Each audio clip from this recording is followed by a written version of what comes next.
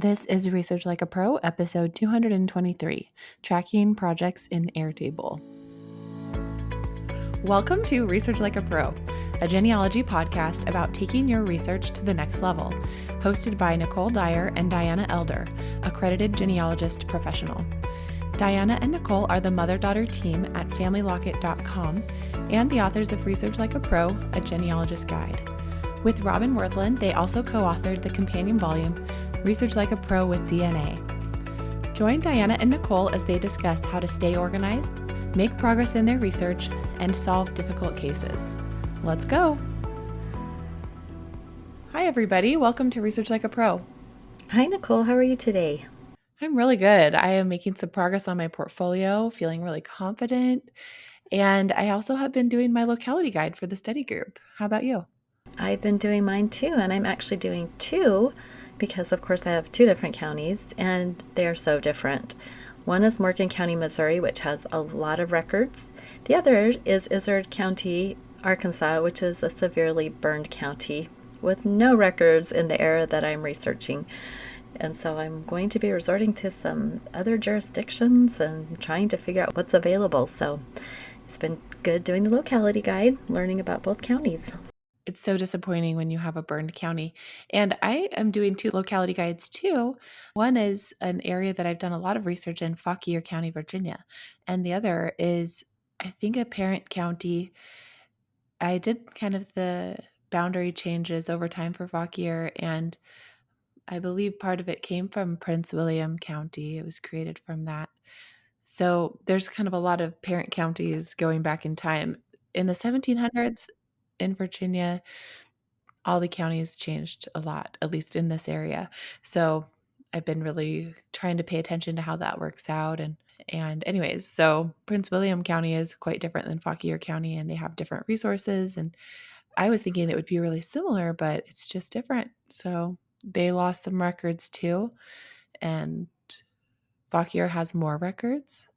Interesting. And then Prince William has some interesting different record types. And I also found a vestry book that was for one of the parishes that covered part of Fauquier and part of Prince William. And then the Hamilton parish, apparently, I read on one of the websites that vestry book was being used by the county clerks for scrap paper. Oh my and goodness. Does not remain anymore. Oh my goodness. No. Think about rolling it into cigars or something. Oh, I love the vestry books. If you remember right, when I was doing the Royston research in Gloucester County, Virginia, that was a severely burned county as well, but the vestry book survived because it's a different jurisdiction, the church, and that is what completely laid out 3 generations of the early Roystons was that vestry book. It was so great. That is great. And I've used those in other client projects as well in early Virginia. Finding those, if they exist and your people are in them, are amazing. I did find one person.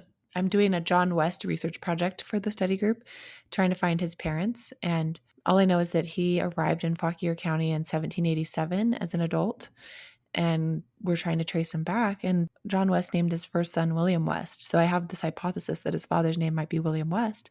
Well, in that vestry book, there was a William West poor man who died, and one of the overseers of the poor, paid for his burial.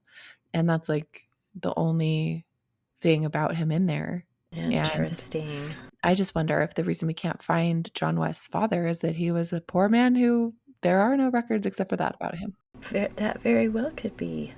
How many people are out there like that in the 1700s who there's just no record?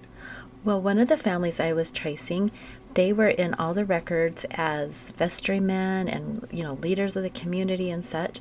And then the father died. And then the mother and the children were on the poor records for the rest of the time. And then my hypothesis was one of those children was the ancestor that moved west. So it can give you a lot of context about what maybe happened with the family. So, Wow, how exciting that you found that one little reference. Yeah, and who knows if he's even connected, but at least it's something. It's something. It puts him in that county at that time. Yeah. That is something to pin somebody to a place and time. So that's great. Yeah. Even if I can't even identify who he was, but at least he's a name that, same surname. Yeah. That's great. Well, we're having a lot of fun working on our projects, aren't we? Yeah. It's awesome. It's so interesting to go through the research like a pro process again after having taught it so much. And one of the things we always teach with locality guides is to, when you find a new resource, to add to your list of resources to possibly search, that you don't go down a rabbit hole and start searching in it. Well, that is so difficult to do because immediately I'm like, oh, well, I'm just going to quickly search this vestry book for a West because like the OCR, I can just quickly Yeah. do that. So it's challenging. And then I was thinking, like, why is it that I want to do that? And is it more efficient or not? And I realized it really is not more efficient to do that because then as soon as I do the search, I have to research log it, write a citation, and do all these things.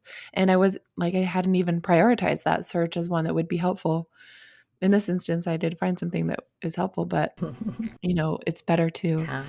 learn what's there, then make your research plan, and then start with the prioritized collections first so that you're not wasting time in ones that aren't helpful.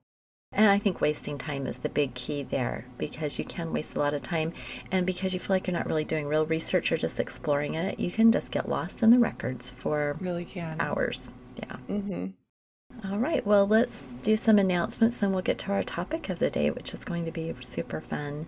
So, we're excited that we have our DNA study group registration beginning December 1st. That's coming up in just 2 months. I can't believe it. And that study group will be February 1st, 2023 to May 10th. And we'll have 3 break weeks in there. So, if you're interested in joining us, put that on your calendar to register and check out being a peer group leader. That's a really great experience, and the application's on the website. And then, as always, join our newsletter for any coupons we have going on for our courses.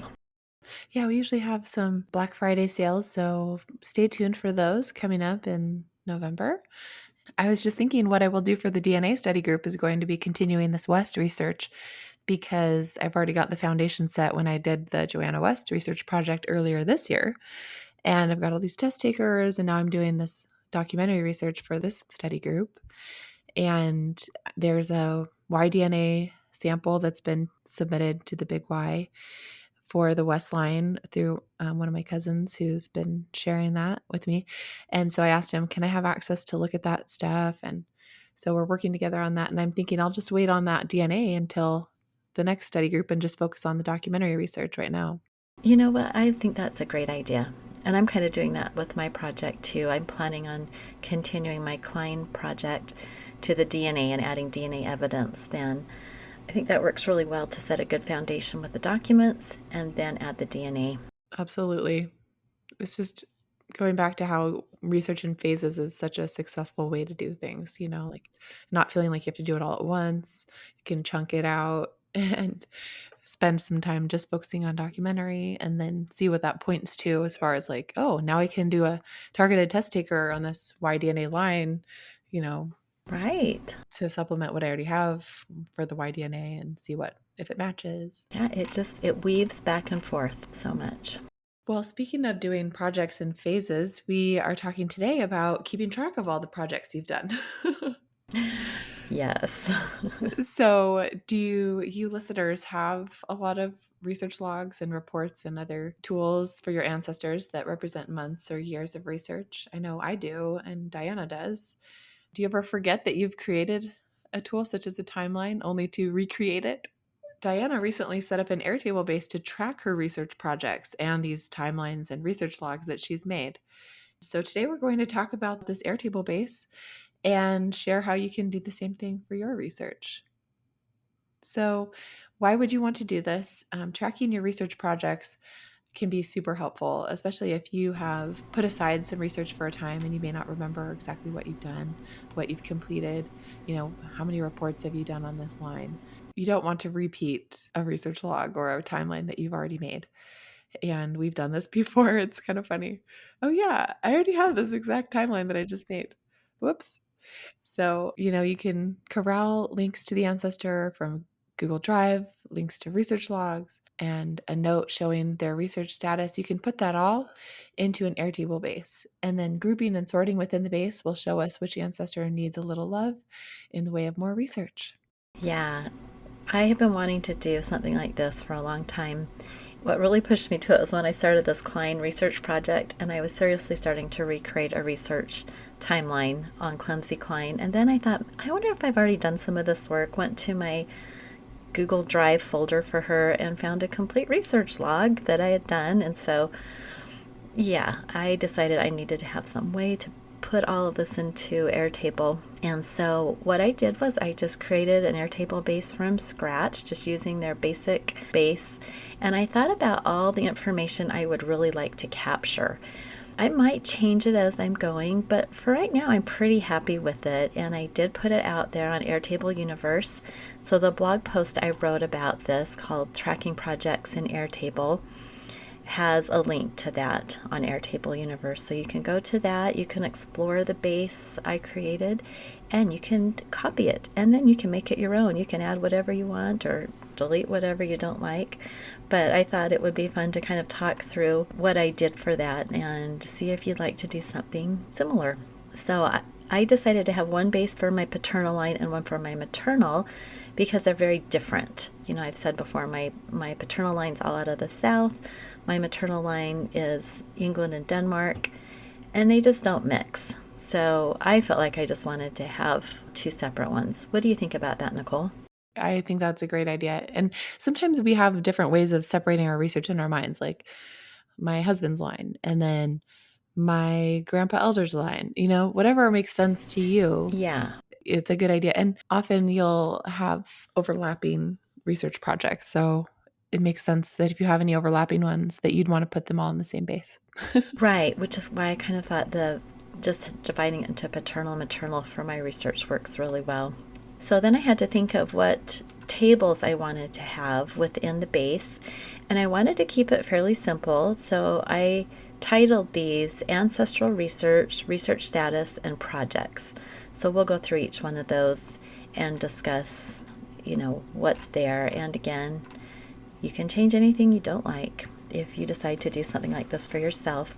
So the very first field, and remember, a field is like a column. The first field is where I put the full name of the ancestor, and I use the maiden name for women, since our women can have many, many different surnames as they go through multiple marriages.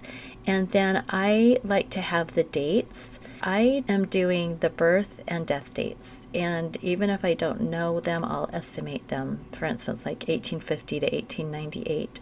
But if I do have the full date, I put that there. And I just did that as a text field. I didn't try to do it as a date field because I wanted to put the range just so I would know, kind of have an idea. And then I put the ahnentafel number. So if you don't know what that is, you can read about that. It's how you number your pedigree, with you as number 1, your father's number 2, your mother number 3, and as you keep going back, just picture that fan chart starting on the left and continuing the numbering. So I did that because I'm also working with an ancestral tree and DNA painter, and that gives you your ahnentafel numbers, and so it was really easy for me to see them, and I just decided I would do that to keep track of who these people are on my tree. Oh, great. I love the ahnentafel number, and it's super fun that you're correlating that with your ancestral tree because you're painting the levels, right, of Yeah, how much you've researched them. exactly. And then I did localities, and I put locality as a multiple select field, so I could put as many localities I wanted for an ancestor, but I'm for sure doing birth and death localities. Then if there's like a migration pattern or a place they lived that I think is important to remember, I put that in there as well, because I can sort by locality and see who all is living in, Lubbock County, Texas, or Love County, Oklahoma. So I just thought that might be a good way to keep track of where these people were all living. And then I have the research status, which is a single select field, and that one is where you are in your research. And we'll talk all about that in a minute. But that is giving me a way to explain where I'm at. Have I done any research on them? Have I met the GPS? Have I written a report? That type of a thing. So I can really see where I'm at. And then I have some notes. After I decided the status after just looking through my ancestry tree or family search or what I have in my folder for them. And then I really realized, wow, on my dad, I don't even have his World War II records completed, or He was a member of an organization in college, and maybe there's more records I can get. And I haven't written a source cited biography of him either. So I made some notes about what I need to do. And then I have a field where you put in the URL, and I have a link to my Google Drive folder for each person. And then I have a link to any research log I've done on them. And then I have a project field, and this is a linked field. And this one takes me to the project table. And this is what I was really excited to figure out, because sometimes we've done multiple projects on a person, right? Just like you're talking about phases. Yeah. And that's where you start forgetting, how many projects have I done on this person? And so that is where I will be putting in projects, and you can put as many in as you've done, and then each project shows up in the project table, and you can talk about each project. And then I decided I wanted to have a link or URL to family search page and the ancestry page for each person. Nice. Yeah, so can you think of anything else I should have added? No, I'm just thinking about how I want to do this for all my research projects. So this is really cool. I love the link to the Google Drive folder. That's super helpful. Oh, I know, right? And then right to your research log. So many times I am working and I just think, oh, where's the research log for that? I want to look really quickly and see something. And then I have to go find it. So I think this is going to make my research more efficient. Yeah, I need to go into your paternal Airtable base and add the projects that I've done on this side of the family. I know. I'm super excited. So I have shared this with Nicole so we can collaborate on it. And I think that'll be great because, we both have taken kind of specific lines of the family. It's going to be fun to collaborate with this. Yeah, it's interesting how it's just kind of worked out where I have done some research on that Welch side and and you've kind of focused on the Royston and Eisenhower, but I Yeah, did some Eisenhower too. It's just fun to work together. it is fun. It's really fun. Well, and it was interesting because as I was doing the status, I started with my dad and I did all my great grandparents. I did to that level. And then one set of great great grandparents. So Nice. I have got some projects put in there, but most of them are still at just this level 3, meaning I know their occupation, I know their residents, I know their children and spouses, but I haven't written anything about them and I haven't filled in additional details. I haven't done a biography, so it makes me see that, wow, I have a lot of work to do. But there was one person, Dora Algie, who she gets a 5, that I met the GPS because she was the subject of my accreditation project, my 4-generation project. And so I really did write, I met the GPS and I've written up a report, but I don't have the top level of that source cited biography with historical context done for her. So it's been fun just to see where I'm at with my research. Yeah. One thing Yvette put in her article about this level up challenge was that she was surprised to see that she hadn't gotten to the top level with as many of her ancestors as she thought. I think all of us are going to realize that. So, maybe you can kind of tell us more about Yvette's level up challenge and the research status table. Before I do that, it's just challenging when you are researching for other people to keep up on your own family. So we always say this, but it's such a delight to do research projects within our study group because we work on our own families for those. It's so true. And as I get older, I'm just like, oh, I don't have years and years and years left. I mean, I still have a lot of time left, I'm hoping.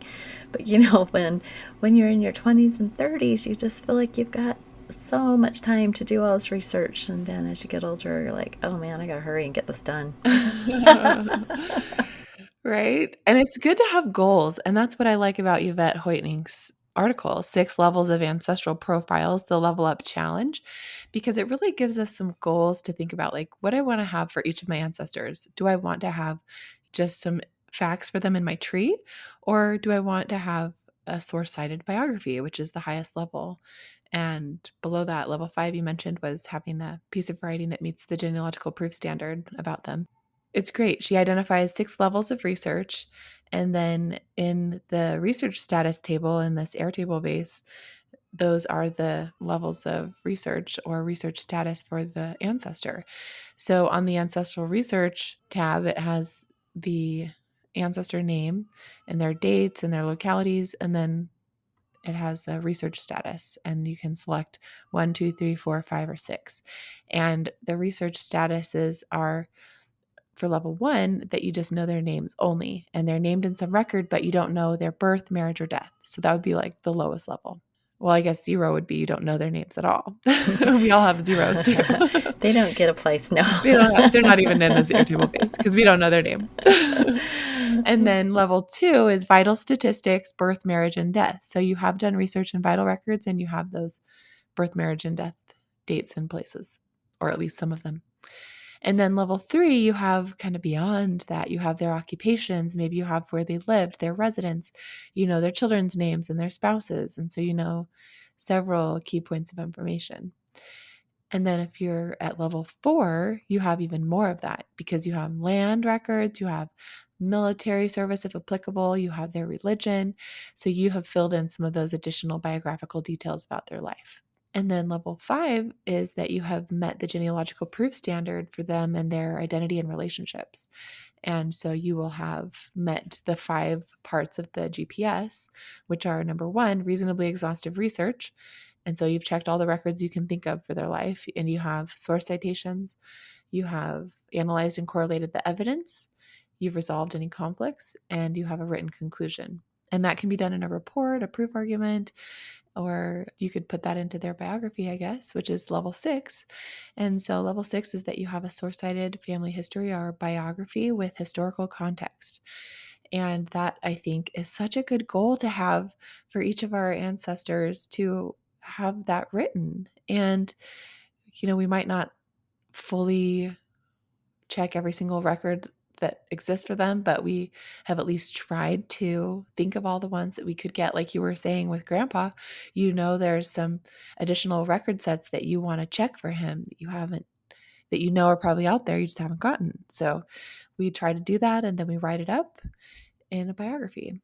Yeah, it was really fun to put this together, and I'll publicly thank Yvette. She gave me permission to use these levels in the Airtable base, and I give her credit there. So when you see it, you can have a link to her actual blog post where she wrote about it in January of 2021.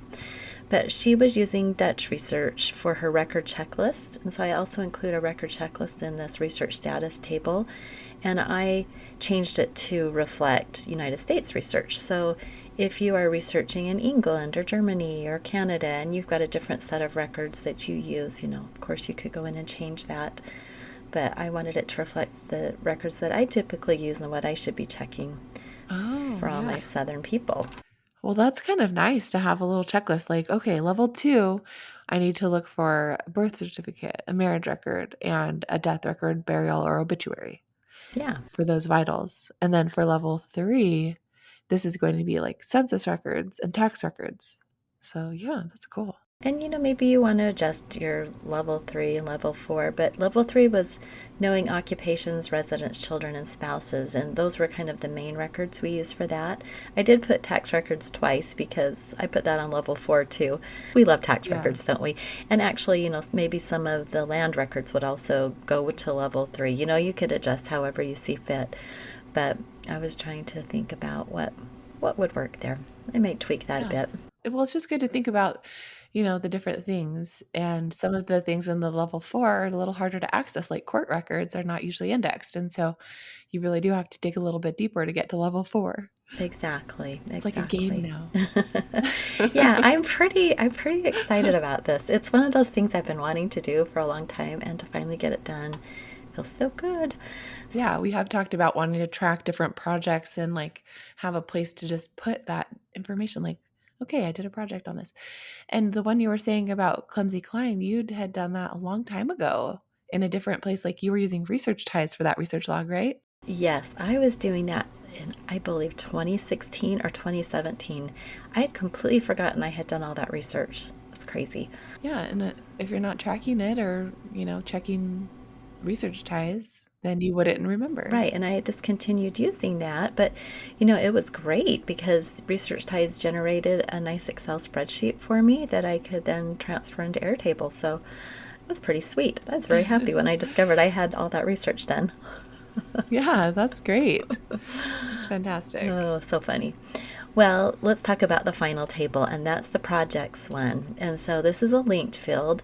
In the first table, where I put in the ancestor and their dates and their research status, you'll come to projects, which is a linked field, and you can put as many projects as you've done on an ancestor in that field, and then they show up automatically in the projects table.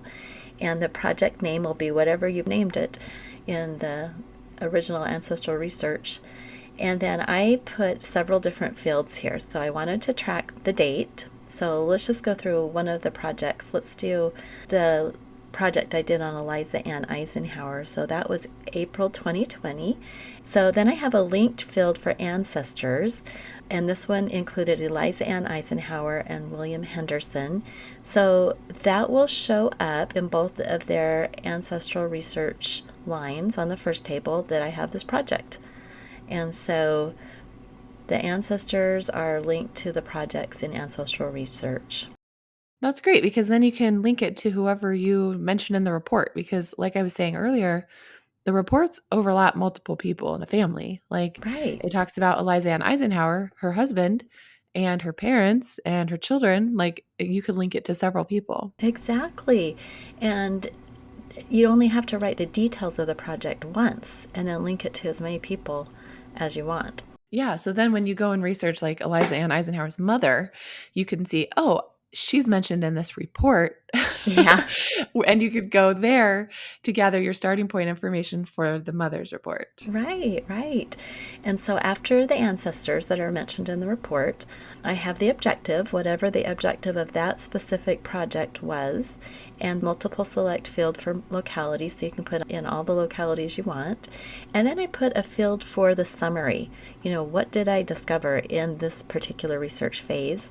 And then I have my ideas for future research, which is easy because we have a section for that in the report.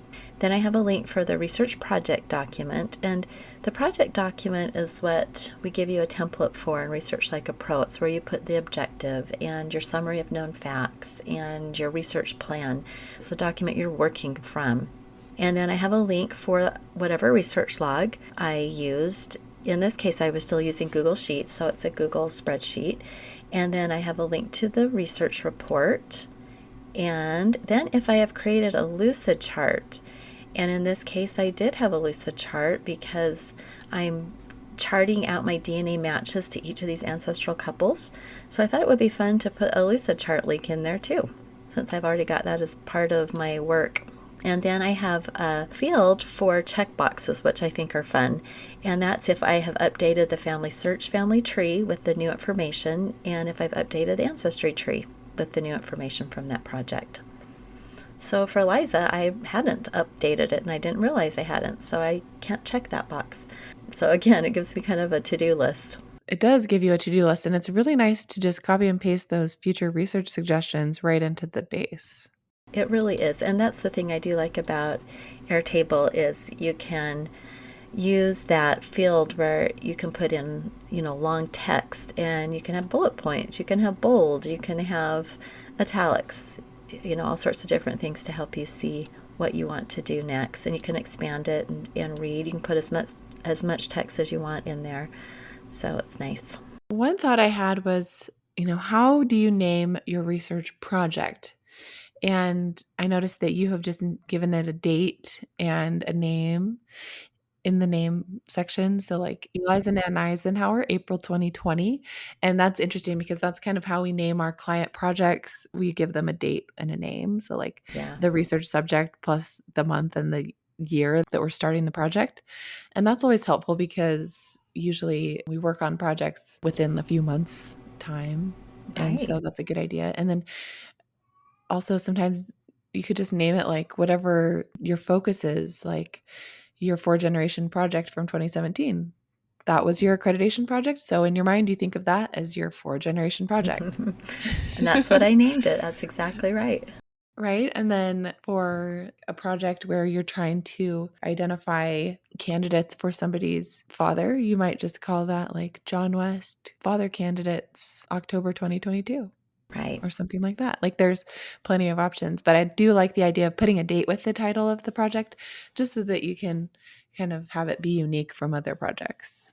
Right. And we learn that with our client work because we have folders for all of our clients. And often we'll do like 2 or 3 projects in a year for them.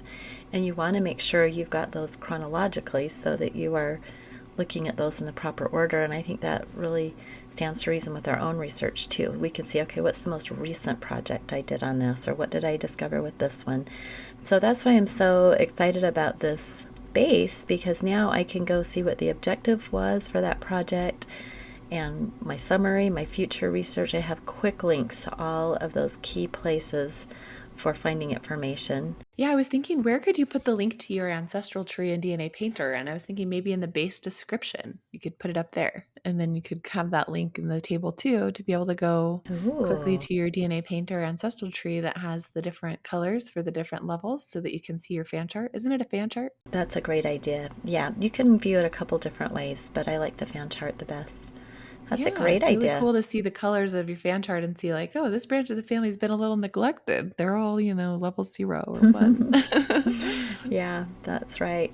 Yeah, I'm sure there are other things we can think of. The other thing that I was thinking about, maybe on that ancestral research, the very first table, is there could even have add a field for if the chromosomes have been painted in DNA Painter. I mean, I don't know how you would Yeah. do that because you continue to work on that, but maybe that could be levels as well. I've painted a few, I painted a lot. I don't know. Ooh, that's a good point. Have you verified? That's just like its own level, right? Its own Oh, level for if this is a biological relationship.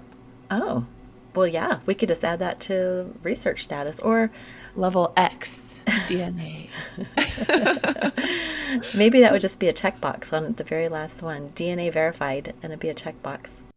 Right? There's definitely different types of relationships. I mean, because you still would want to trace the tree of your adopted line, even if Yeah, you know you're adopted. So, I think yeah. I do like that idea of maybe doing a field for genetic ancestor, verified genetic ancestor, maybe would be what I'd call it. And then it could be a checkbox. Yeah, or you could add it into level 5 where you have met the GPS and you've decided whether or not they are a biological ancestor or not. But I feel like maybe it could just be level 7 DNA. I kind of like the idea of having it be its own separate field because, I mean, I have several of these that we have verified genetically, but I don't want to skip the biography, or the GPS on them. You know what I'm saying? It would be nice to just say, okay, I have looked at DNA, have got them charted on Lucidchart, know that they are a genetic ancestor. Yeah, you could actually have your own table for DNA research status. And that could be its own field like you were saying. And there are different levels. Mm. Like for the DNA, you have seen some matches who seem to verify it. And then in the next level up from that would be you've verified the parent-child links for those matches. You've written a proof argument for that incorporates DNA. Oh, that's a fun idea. Yeah. Well, maybe we'll have to do an update to this blog post after we've added a DNA element. That's an awesome idea. Yeah, we'll have to keep brainstorming the different levels, but you know how it is where Yeah. you haven't like done the work to finalize your proof for a person as far as proving them with DNA, but you've seen the matches that are there and you kind of like know that after you do the work it'll probably be verified, but you just haven't done the work yet. Yes, I like that. That is great. I think we definitely need a separate field for DNA status. That's a great Perfect. idea. Okay, that'll be a future post. That will be a future update. Well, thanks for sharing your Airtable base for tracking research projects on your ancestors.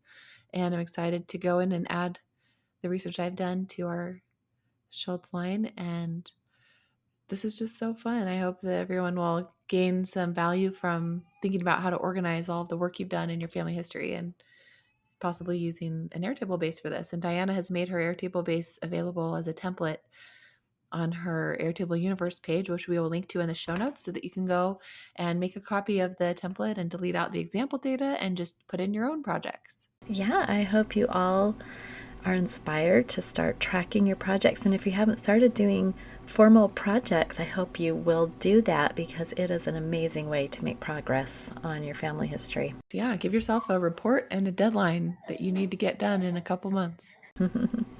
All right. Well, everyone have a great week. We'll talk to you next time. All right, we'll talk to you again next week. Thank you for listening. We hope that something you heard today will help you make progress in your research.